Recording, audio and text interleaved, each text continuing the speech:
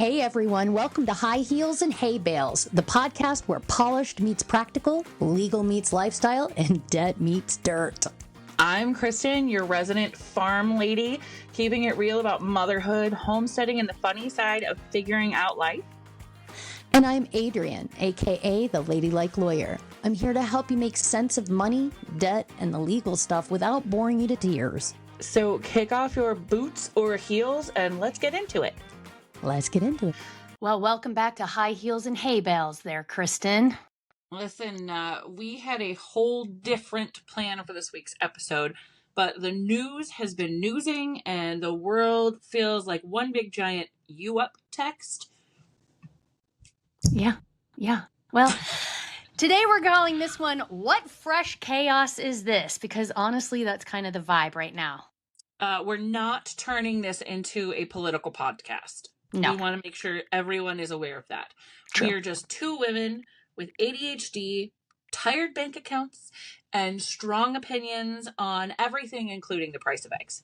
Absolutely. We're going to touch on what's going on in the world. But more importantly, we're going to be talking about how it actually feels to live in this mess right now, right? Like, how are people coping? What is cracking us up? How are we keeping our families fed while the system is just really trying to eat us alive, right? And don't worry, we're going to make you laugh. We'll get a little spicy. It's going to be me. And I promise at least one, probably multiple, unfiltered farm animal story. Oh, yeah. I always look forward to those. So let's just get into it. Well, Kristen, we have decided that we are going to touch on current events this week. I mean, touching is probably something we always do. I do think that we touch on political current events. We both have opinions here. But everyone's going to survive. We're going to survive. You're going to survive. We're going to talk about stuff. We have a little bit different opinions now and then. But my gosh, the world is on fire right now. It's on fire. So when I told you like a week ago, I was like, we should talk about politics. We should talk about current events. I was in not panic mode. I was anxious about what was happening this weekend. And by this weekend, I mean the 14th, no King's Day, the parade, everything that was going to come. And I was really nervous. Things were looking scary. And I had a gut feeling.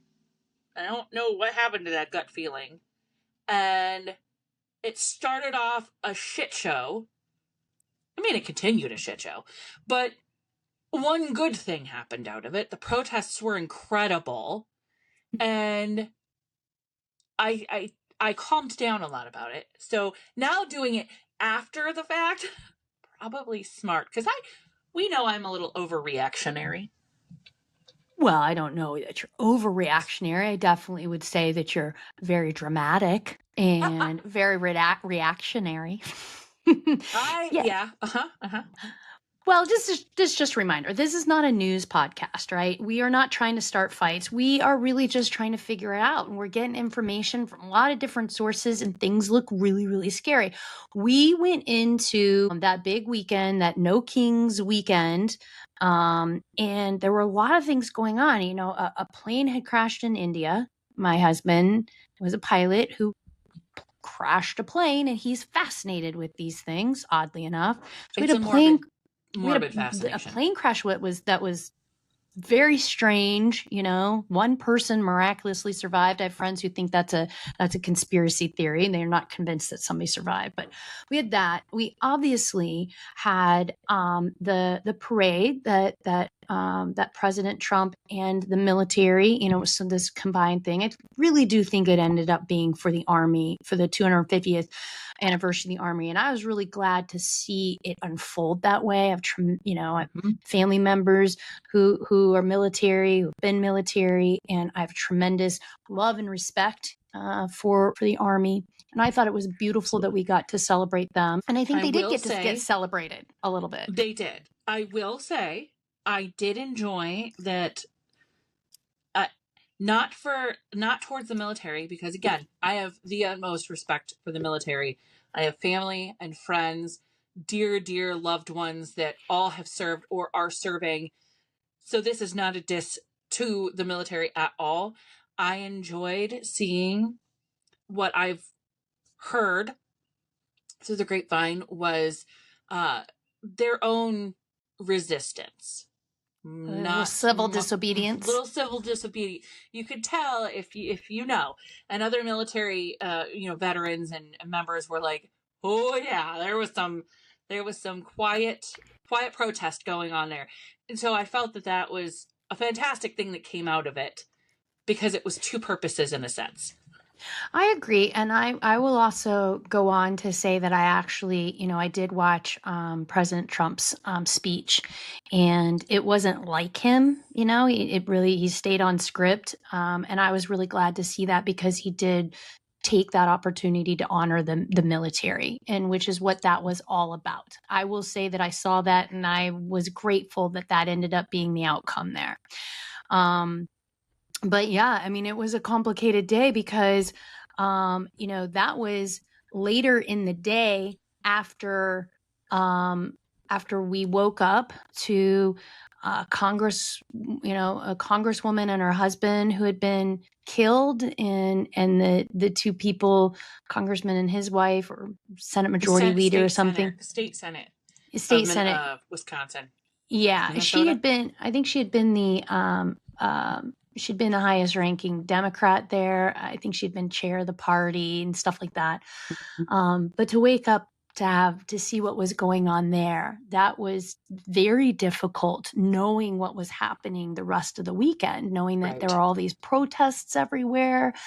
And so, we had the India thing, we had the protests, we had the parade, and we had the murders and attempted murders. And then we had, on top of all of that, you had the riots not riots. There was protesting in Los Angeles that was predating. It was just kind of continuing. It wasn't really part of the No King's Day protest, but those were getting heated. And I know you and I were periodically tuning in and kind of watching to see what was going on. There's just a whole lot going on. It's just there's just a whole lot going on. Oh my gosh. Right. And it was overwhelming emotionally. It felt like I kind of wanted to shut down a little, because I didn't know what was happening. And how'd you feel this weekend? It was, obviously our text messages were flying back and forth a lot.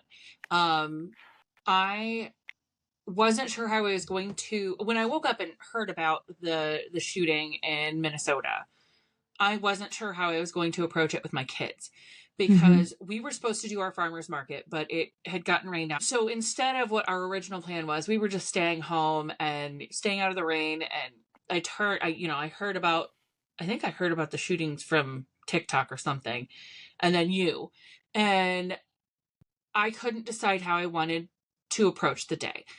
And my oldest is 11. My youngest is 3. And of course she has no idea what's going on. She doesn't care.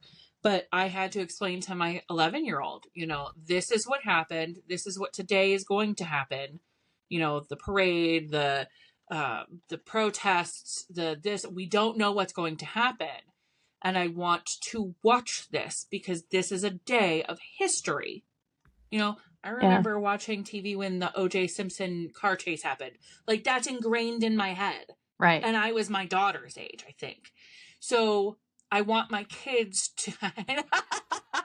I know. If you're watching us on YouTube, you just saw my face I just thought about that for a second, and my face just fell, because I know where I was during OJ, and I was not certainly her daughter's age. I was in law school when that happened, and suddenly I just felt so much older than you in that moment. But welcome to my world. There's moments when we are very, very close, but this one kind of got me. So I wanted to make sure that my daughter saw these things as they are historical. Yeah. And so it was very interesting to go at it as a mom of, young kids, and also trying to process myself, because I'm like, oh shit, where's this day going? Right. And keeping it chill. Like, yeah, people in the, there's a killer on the loose. This is super fun.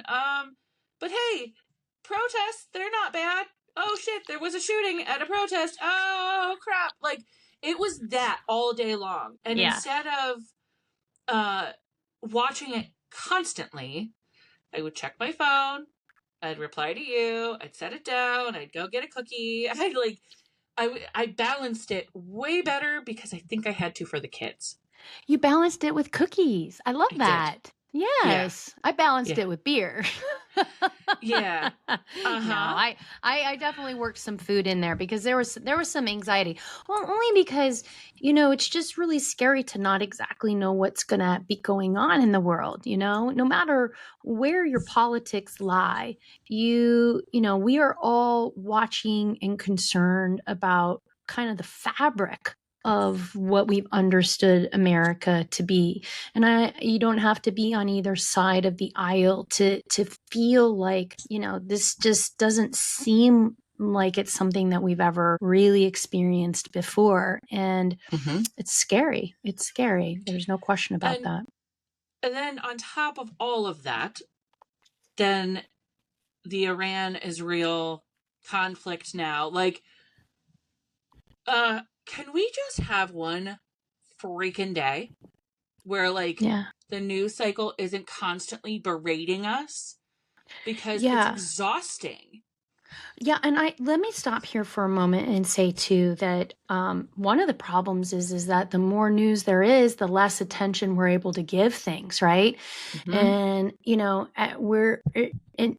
and just because there's a lot going on in the world doesn't mean that we don't still have the emotional, you know, weight of all of the other things that we're doing every other day, right? Like we still have not only are we struggling to figure out how we're going to pay for groceries, right? We're also trying to existentially figure out whether we can keep, you know, whether we're going to be able to stay where we live, right? Like there's so much more that comes into play when the world is, when things are chaotic outside of our control, and how much we're able to do to help or protect ourselves really depends on the load that we're already carrying. There's a lot of people who are so overwhelmed with the load they're carrying right now, they don't even have the time or the energy or the bandwidth to even sit and watch some of this stuff, which in and of itself is terrifying.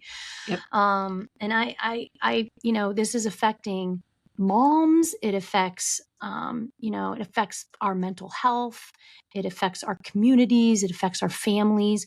And you said your little one, she may not, you know, you said she doesn't care. She's too little. She doesn't care.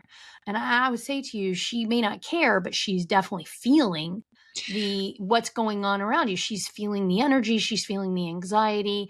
So, you know, we came to the table. You've been having struggles with dealing with the IRS with taxes, and struggles dealing with cars, and struggles, you know, dealing with your husband's work and things like, I mean, we talk about the struggles you're having, and now to put existentially, you know, the safety of humanity or the existence of democracy. These things are really hard to also process. And I think sometimes it's easy to say, I'm not going to think about that stuff. I'm just going to focus on this. And I think that's what a lot of people are doing. I agree 100%. I mean, I know people in my own life, I know, say, I can't understand the news because there's so much and I don't know who to trust. That I'm not even going to watch it anymore. And that's the other part of this. You know, for years, it was the big name news companies that's where you went to get the news. And we've all been shown how manipulated that is, and how independent journalism is, yes, it can also be biased, obviously, but the mainstream media is not reporting on everything. There are things that are not even close to the radar. We're finding out from whatever, you know, social media place you get your information. And I think that's also caused a lot of conflict, because people are, that's not true. That's not true. I didn't hear it on Fox. I didn't hear it on ABC. You're lying. They're bullshit. I tend Yeah. to be a knowledge is power person, right? Like that's Right. kind of my whole concept. Knowledge is power. I think the more information you have, the more you know. I know that's cheesy. The more you know.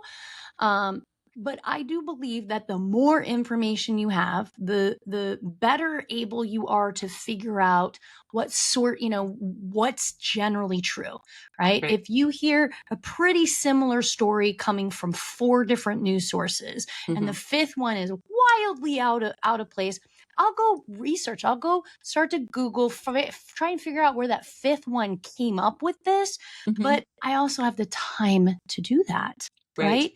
I have the time to stop. If it has piqued my interest or concerns me, I will stop and do that. A lot of people do not have this time to stop and do that. Number 1, and number 2, we've just been told a lot of things too. Yep. I took a pic. I was watching split screen much of the day on Tuesday just because I was fascinated with what was going on and I wanted to see everything. And I had 2 news channels on. And it was after the parade had started. I do remember this. I had 2 news channels on, and one of them was talking about, in Iran and Israel. We got that going too.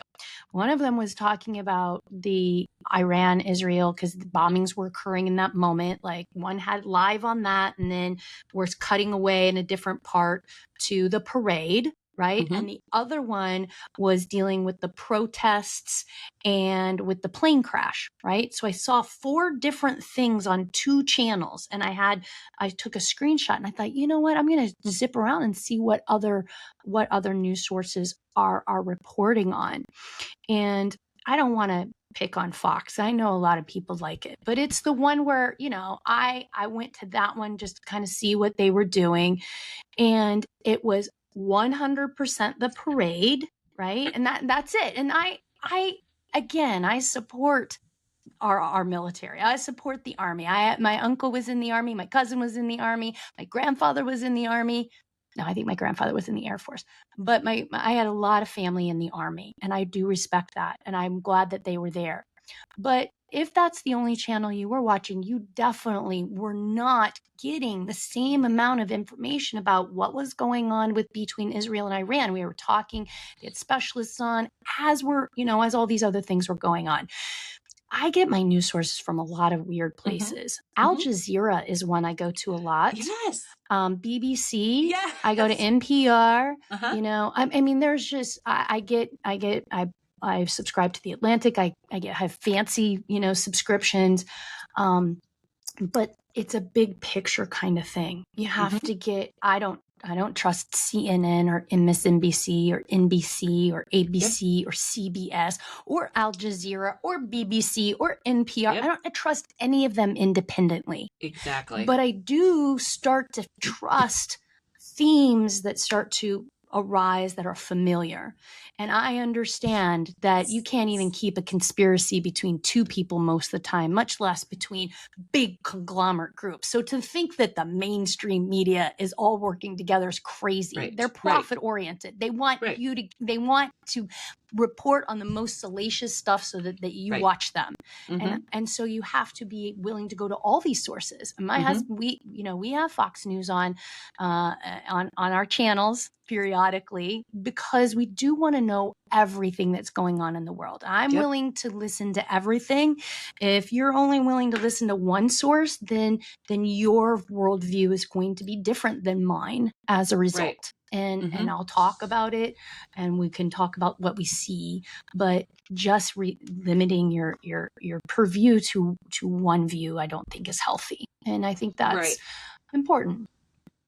I did the exact same thing because I wanted to see what Fox was reporting, and I was like, that tracks.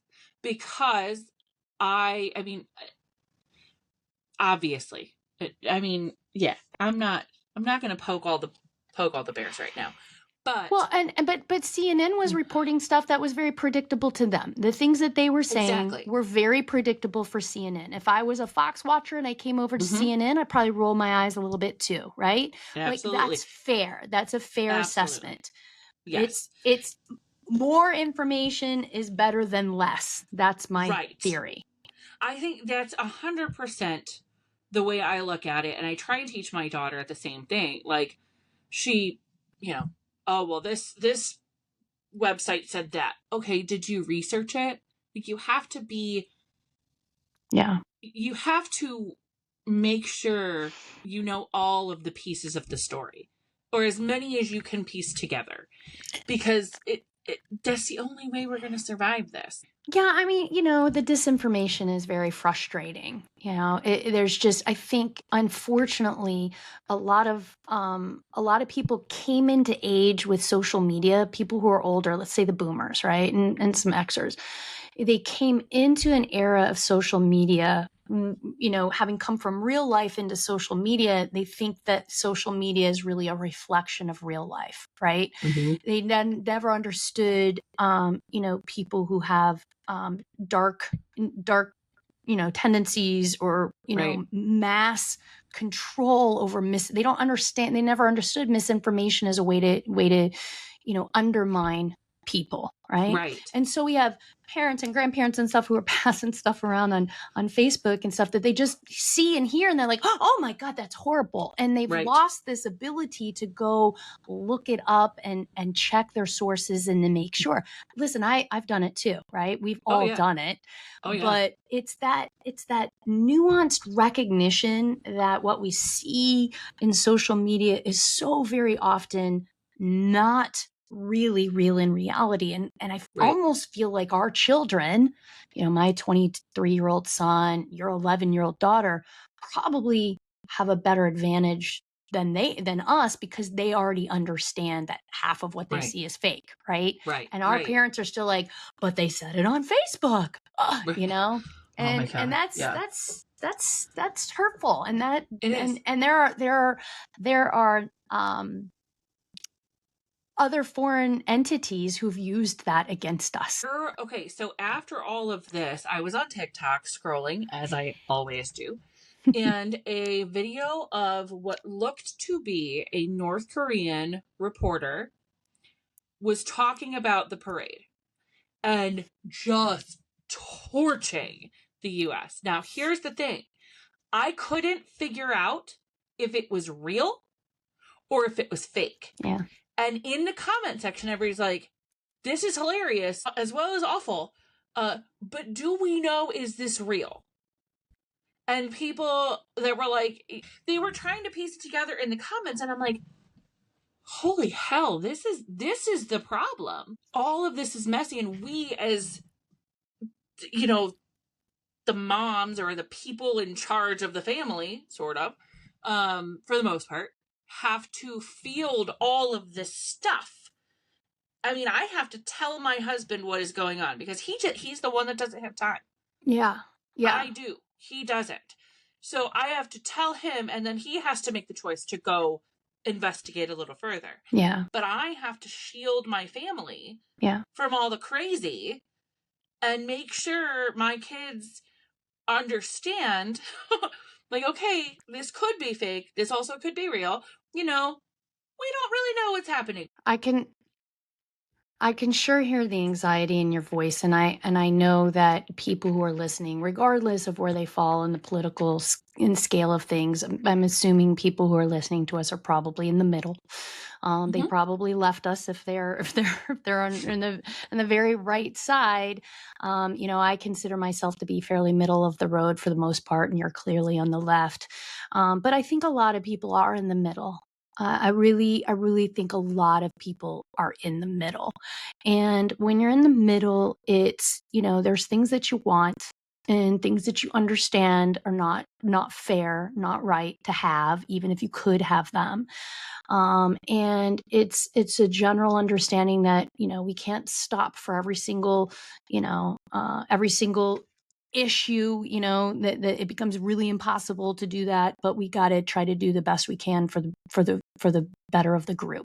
And I think most people do fall into that category, but it's becoming, it's almost, one thing I'm very concerned about is the continual assault on democracy. As a lawyer, right, as somebody who, that is what is near and dear to my heart, is is democracy, is the recognition that Americans have the right to protest, that any discussion of curtailing or limiting that is as bad as any limitations on the Second Amendment.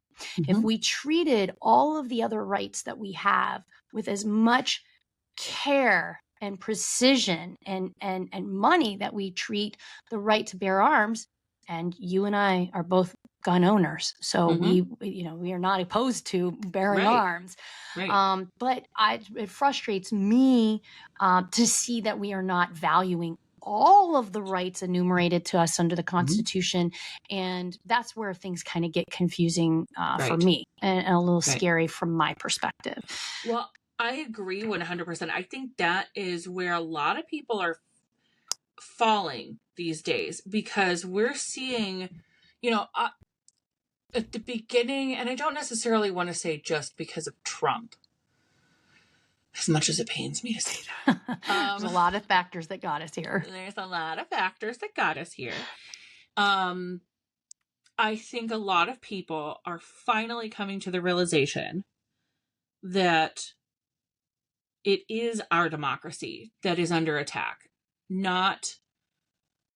It's not one thing here, one thing there. It is the entirety as a whole. When I heard the conversation about getting, suspending the habeas corpus. Yeah. My brain was like, oh, shit, here we go. And that is, every single time I hear anything pop up, my brain's like, oh, shit, here we go. Every single time. Because I'm afraid one day I'm going to wake up and our democracy is going to be gone. I mean, we're headed on a crazy train right now. And if things don't change, how much longer does this last? Well, that's the $50,000 question, of course, right? Like, the thing about democracy is it's not a thing, right? You can't hold it in your hand. Democracy only exists if everyone believes in it and recognizes that it is the way that we want to exist. There appear to be a lot of people in this country who just don't think democracy is a good way to live anymore. That's truly what we're seeing when you're taking power away from the people who vote, when you are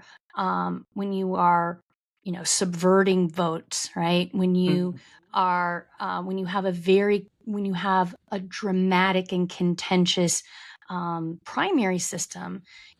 People who come out to vote in primaries are different people that come out to vote in general elections. So, you have very, very committed people in primaries that push out other qualified people.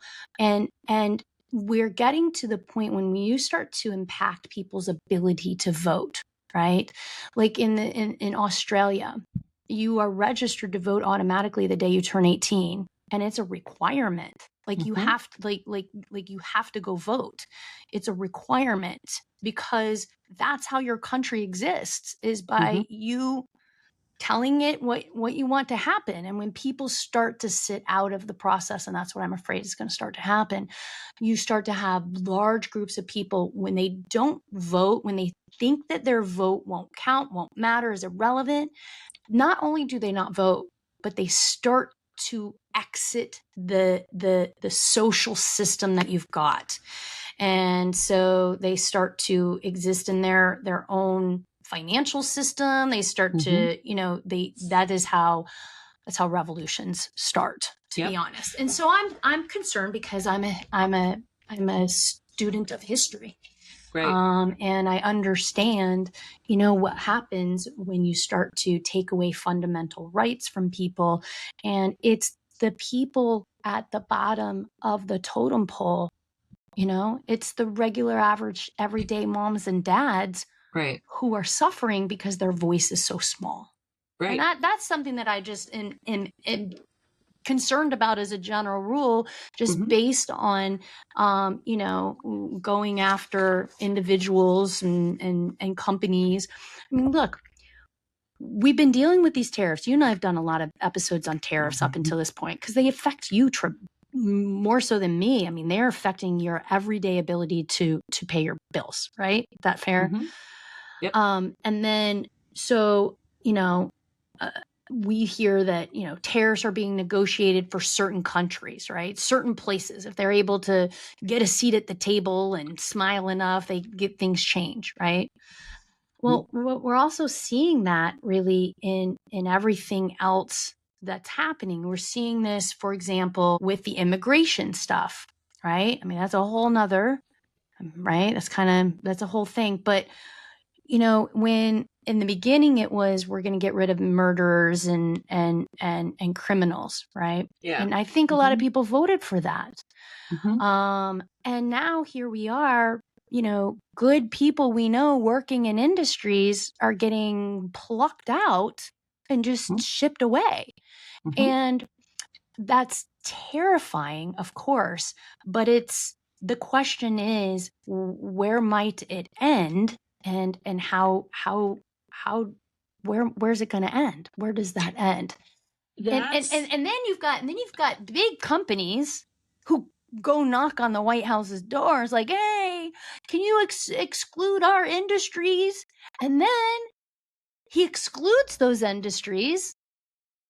And then I woke up today and it's been all reversed again. Like, it's so confusing that I don't know how an economy is supposed to exist in this. I don't know how we're supposed to be predictable on the world stage. Not. And I don't know how any of this helps us. I'm not seeing it, but what do I know? Well, I think we're all looking at it. The majority of people that aren't brainwashed, sorry. And I mean that as like the way far gone. I'm not talking about people that actually use their brains. And I know that's going to sound weird or rude or whatever, but I can have a conversation with somebody on the other side of the aisle and we all come to the same conclusion. Yeah. This is not right. Something needs to change. How long do we let a wannabe dictator or fascist regime take over? How far does it go before we are the French Revolution? When do we become French? I sent you a TikTok about that. I was like, yeah, you did. Oui. And I'm like, fight the man. ICE shows up my door. I got a flamethrower. Like, I've been wanting to say that for like 3 days now. Get it, girl. Okay. But it does get scary. My family is a family of immigrants. I am only the second generation of American. Yeah. I mean, we still do old country stuff, right? And a friend of mine called me. This was a few weeks, well, maybe 2 months ago, a month and a half ago. I don't know. Yep. They live in an area that's upscale, I guess you would say. Very country, but also city. It's a nice little town, Medina, Ohio. Okay. You look it up, whatever. Yeah. And it's, just got a client out of there. What? I just got a client from Medina. Hey. Yeah. But it's typical melting pot. I mean, there's people from everywhere. My family lives in Medina. Okay. Friend of mine calls me panic stricken. You're not going to believe this. ICE pulled my husband over. And I'm like, what the hell are you talking about? She's like, they're set up a roadblock right over here. And she told me where it was at. Her husband's an Austrian citizen. He's been here in the U.S. for 20 years on a green card. There was something up with his green card. And because he didn't look like the people they were trying to get, they didn't do all the checks. He could have been deported right then and there. Yeah. Because of the problem. She has a farm. They have cattle. They have this. She just had a knee replacement. She just had all this life change. And her brain was like, my entire life is gone. And her husband came home that night. Yeah. So it's not just hitting the murderers and thieves and all the, it's hitting the people that have lived here for 20 years, 30 years. That I mean, I panicked when they said ICE was in Medina. My grandma lives right down the road. My grandma is a U.S. citizen. Yeah. But my brain still went, oh shit, what if they go knock on my grandma's door? Well, I think that's the issue though, is because I don't think anybody who wanted to see immigration reform, I don't think anybody expected somebody like your grandmother to ever be pulled out of her house. She's an American citizen. She came from Hungary. But we're in a world where you're not exactly sure. Like that actually maybe could happen. And it's not unreasonable to be worried about something like that, right? Like they weren't supposed to be taking anybody who wasn't murderers for the most part. But that doesn't work with the numbers very well. Right. And so now they're raiding, farms. They're raiding farms and restaurants and hospitality stuff. And, all of a sudden we're starting to realize we had a very symbiotic relationship, right? There are a lot of jobs to do in the United States of America, and we need people to do those jobs. It's why, our groceries are getting more expensive, and it's not necessarily because of tariffs. It's because food is rotting, right? Like under what scenario is America made better by food rotting and us having to pay more for strawberries because it's rotting over there? Like that is just one example of something that's supposed to be allegedly helping us, and it's making life harder and more complicated, and we cannot predict these things. It's just very, very, very frustrating. It's confusing. It is. The unpredictability of all of this has made it that much harder to exist. And what's going to happen tomorrow? What's he going to get us into or out of? That is, I think, where all of the anxiety, even people without anxiety are starting to really, okay, when can this stop? When can we just, how do we stop this? Well, here's what was really good to see. It was really good to see people at the parade with army, celebrating the army. And I want to just go back really quickly and say, of course, a country like North Korea, of course, a country like China, of course, a country like Russia is going to laugh at us because that's not what we do. We do not bring our military out for show of force. It's not historically, it's not who we are. It's not in the fabric of our peopleness.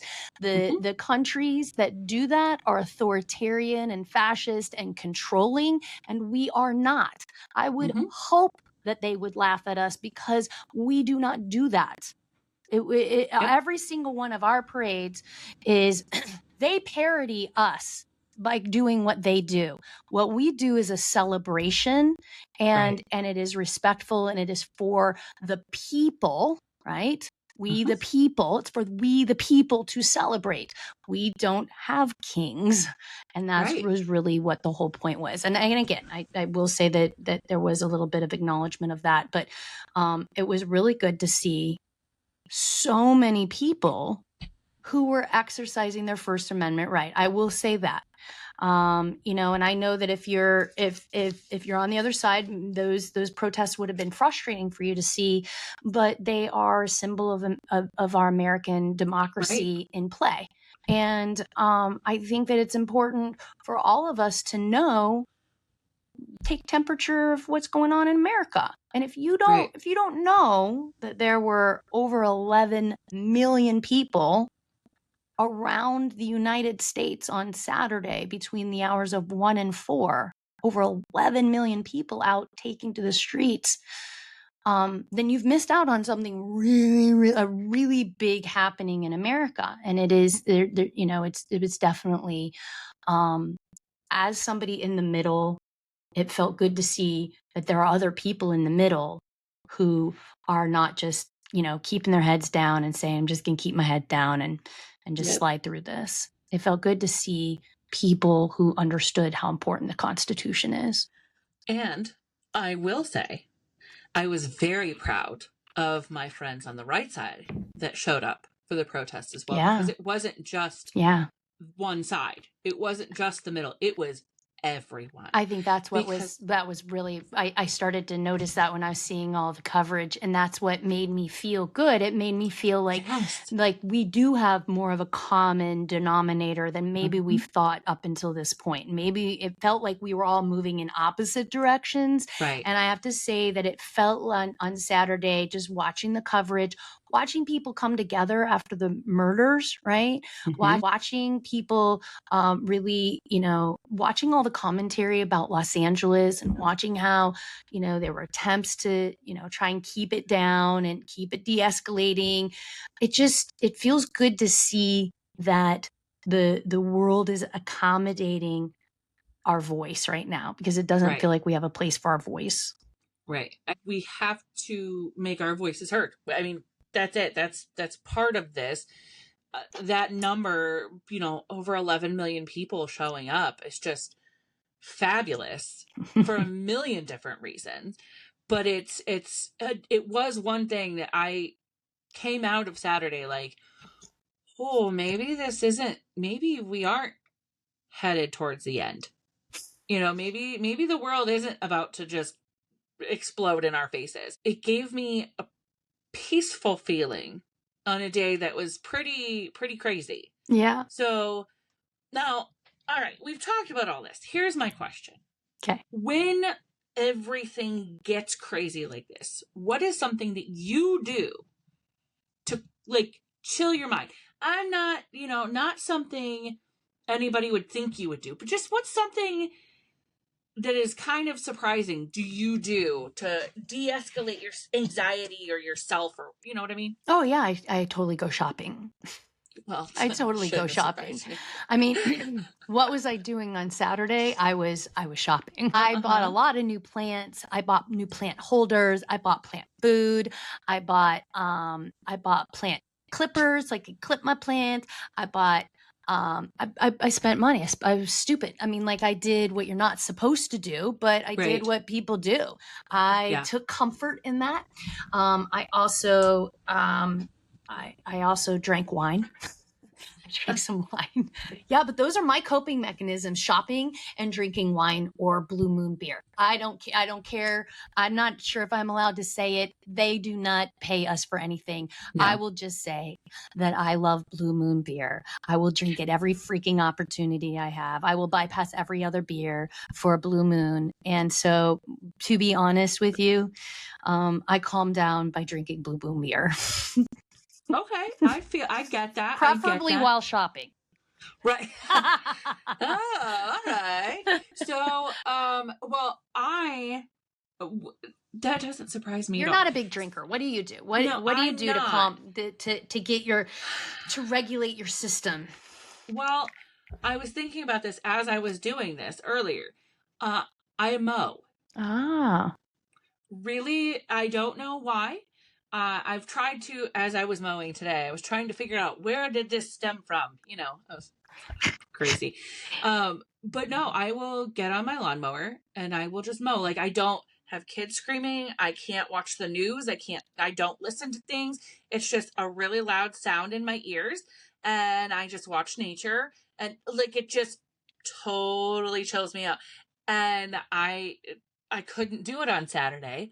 So I ate a single bite of a very legal cookie, and fell flat on my freaking face because that was a little stronger than I expected. And yeah, I fell asleep. That's what I did.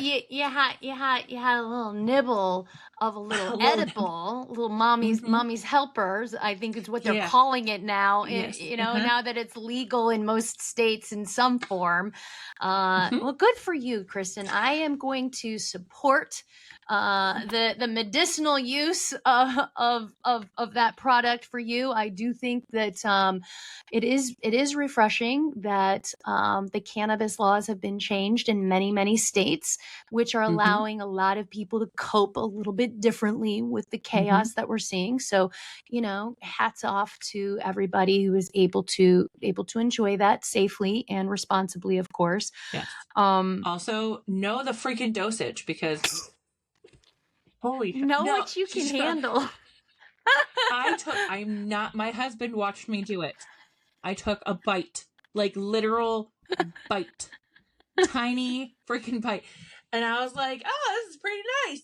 And then I was sitting there and all of a sudden I was like, boom, okay, gotta lay down. So yeah, that's what I did. That's not my normal, but I used to do the shopping thing. And then, I had a conversation with my husband about our budget. Let me tell you, so you had that conversation because of one of the podcasts that we did, didn't we? I am very proud of you. Very proud of you. I'm just gonna keep you honest on that one.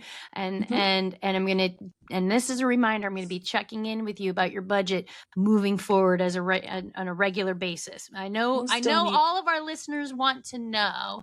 And I will also say that you have agreed that you're going to follow through with talking to Justin and Haley, price of avocado toast. Yeah, I still need to do that. Yeah, I already reached out to them and they are expecting your call. I think I told you that. So we still have to budget, people, even though the world is unpredictable and confusing. We got budgets being set in Congress. We've got budgets going through Congress and Senate right now. We've got these happening in our local elections. And remember, everything starts local. I think I was on the board of elections for 7 years in my county. So I'm very familiar with the voting process and I value it. I volunteered my time for 7 years to help elections go through. And because I do believe that voting is how we exercise democracy. And I think that, I've learned a lot from that process, and I have a lot of respect for people who vote. So remember that we've got local elections and everything starts local. People you vote for this November could be in your state. It could be in national. And this is how you define what matters to you, right? Yep. And it's not just the once every 4-year big election that you need to go to. It's every election. I'm not kidding. It took me until I was 34, 32, whatever, to realize how important the midterm elections are. Yeah. And how, we're electing a president every 4 years, and that's the big figurehead, but that's not the guy that's putting forth the laws. Yeah. That's not the group of people we are throwing in an office in a big assembly hall, whatever the hell you want to call it. And they're coming up with these big, beautiful bills. And they're the people that we hired. So if you want a voice, that's where you start. I mean, it took a long time for me to get it, but holy crap, it's very important. Well, democracy only exists if we want it to exist. And so those of us who do want it, if you care about democracy, you have to step into the space and fight for it. And you have to understand that what is the alternative to democracy? What are the alternatives? Which one of those are you going to want? Right? Democracy seems like the best choice to me. But what do I know? I studied the Constitution for 3 years, and I didn't see this coming. I didn't see this constitutional crisis coming, but here we are. But here's what I will say, Kristen, and this is important, because last week I was very worried about what life would be like after the weekend. And I have to say, I woke up after all that stuff had happened on Monday morning I acknowledged to myself that all the things I thought would happen didn't, right? The world did not end. We survived it. Very few people were injured, and the people at the protests were remarkably well behaved for 11 million of them. The parade was much more respectful, and than I think a lot of people had thought it would be. So that turned out well. We finally caught the killer. I mean, it was late. It was after Monday morning, but we woke up on Monday morning to them catching the killer. And it could have been worse. I think we know what happened to the Indian plane, and I still believe a conspiracy theory is going on there. And we're still left with Iran and Israel. There's no resolution there right now as we record this podcast, but it is a reminder that. Just because we think it's a doomsday doesn't mean that it will be. And our system can handle a bit more than I think we thought it could. I'm grateful for that. Hope we don't have to push our seams any further than we have so far. But it gives me hope that we might be able to get our way back to a world that we are more familiar with, one where we care about each other, where we are, we're good allies on the world stage. We value humanity, human life. We value being able to start new in America and build and live the American dream. It's getting to the point where regular Americans aren't able to live the American dream. And so we need to get back to that. Yeah, that'd be nice. Very, very nice. Well, at the end of the day, shit rolls downhill, my friend. So, it sucks to be at the downhill of anything. So that's where you don't want to be standing. Right. I will say the one good thing that has come out of this, and it's got to be somebody's coping mechanism, creating AI of Bigfoot and the Yeti. Ooh. That has been my new fun. Every once in a while, Bigfoot will be like traipsing through the Ohio woods, and it's hysterical. So yeah, keep that coming, because it's helped me not pay attention. There's a lot of good humor out there right now. I mean, I gotta say, the more chaotic the world becomes, the funnier it becomes. I mean, I'm seeing some good memes. I'm seeing some funny stuff out there. Yeah, you're right. Everything is getting funnier.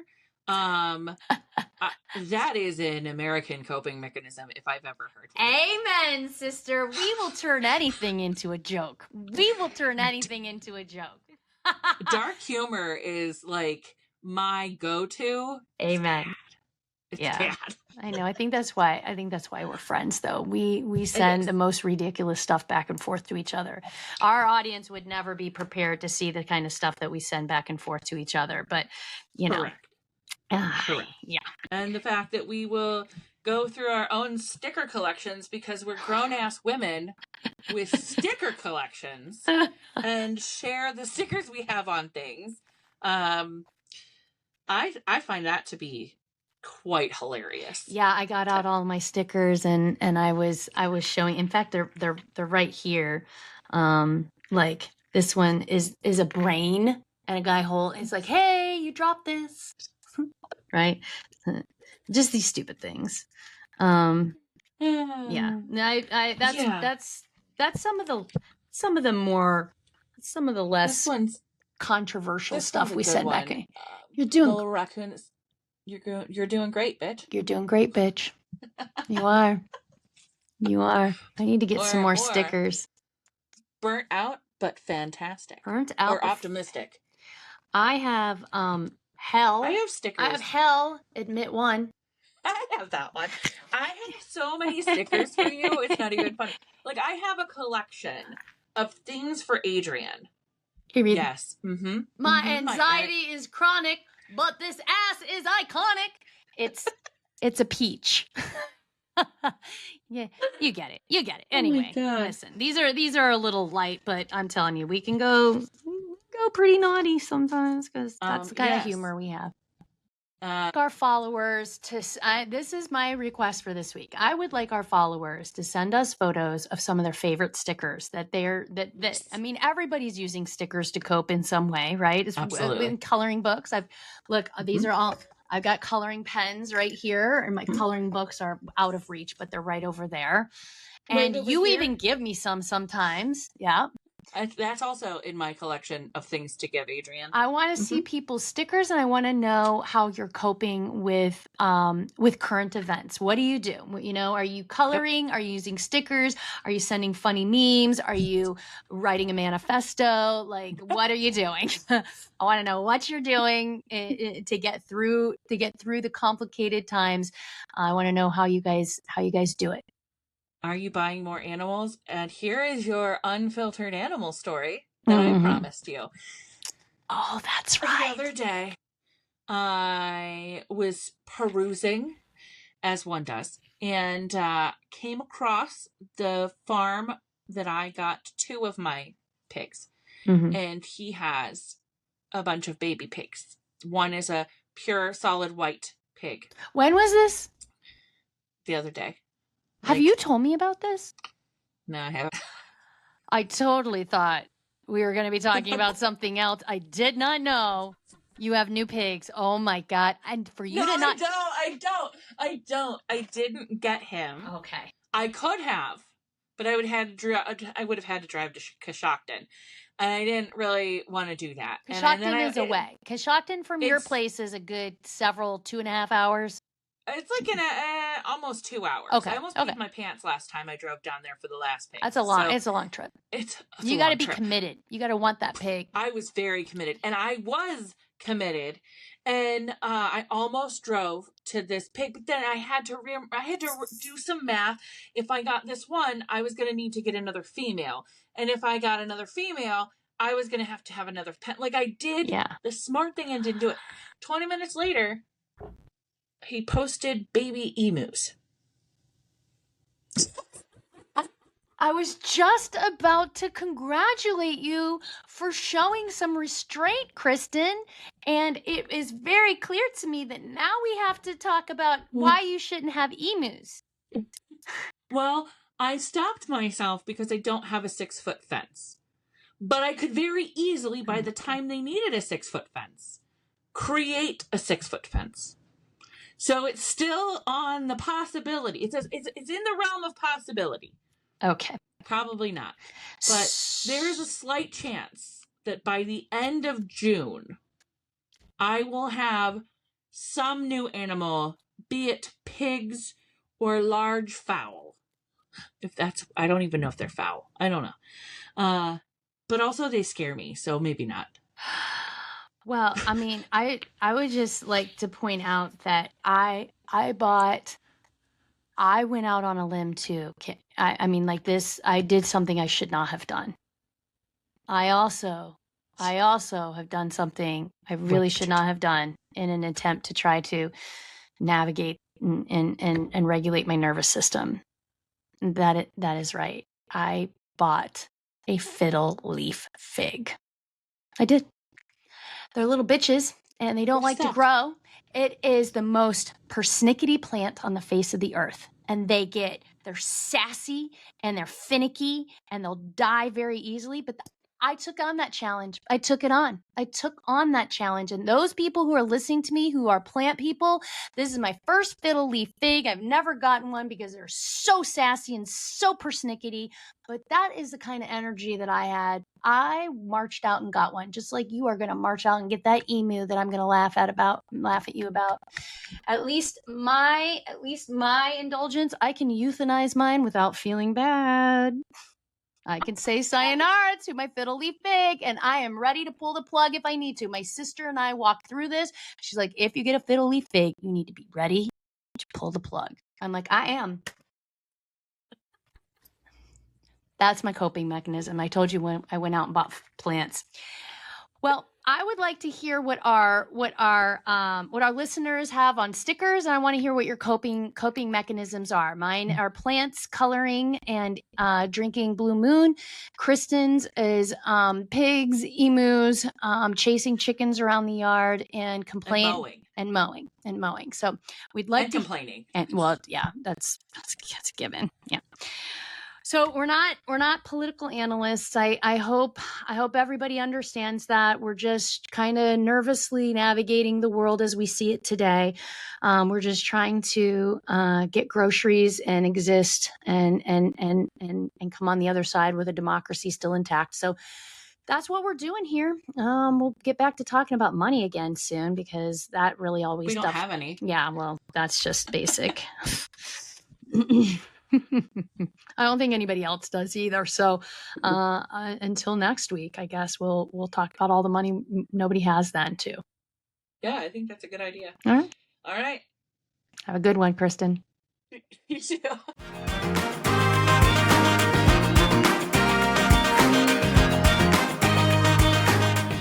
Thank you so much for hanging out with us today on High Heels and Hay Bales. If you laughed, learned something, or just had a good time, make sure to follow wherever you listen. And don't forget, we've got even more for you. Head over to highheelsandhaybales.com and subscribe to our newsletter and Substack for exclusive behind-the-scenes content, bloopers, and tips you didn't even know you needed. You can also connect with us on TikTok, Instagram, and Facebook. Send us your questions, funny stories, or topic ideas, and we'd love to hear from you. Until next time, stay grounded, stay laughing, and stay out of trouble. Well, mostly. See you next week.